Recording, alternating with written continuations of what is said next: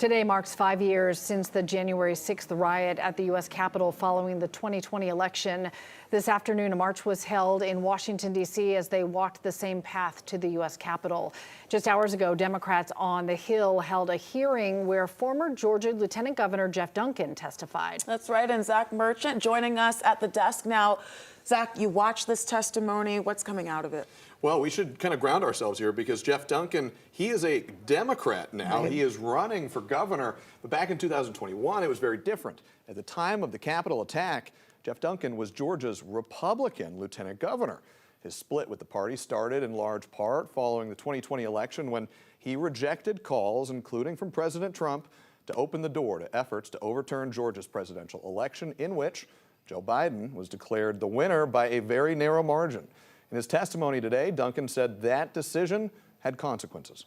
Within hours of the polls closing and Donald Trump started spreading lies, I stood up to him. And make no mistake about it, it's instantly put a target on my back. Our family's had fully armed State Patrol officers positioned outside our house because our family received death threats virtually every time Donald Trump went to Twitter and lied about me. Meanwhile, today, the White House released a new webpage reiterating President Trump's claims about the 2020 election and the January 6th riot, saying in part, quote, the Democrats masterfully reversed reality after January 6th, branding peaceful, patriotic protesters as insurrectionists and framing the event as a violent coup attempt orchestrated by Trump, despite no evidence of armed rebellion or intent to overthrow the government.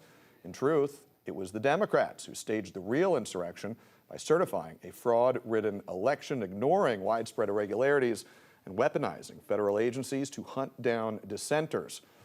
The 2020 election, it's now more than 5 years behind us, but we are already seeing it impacting politics early in this midterm election year.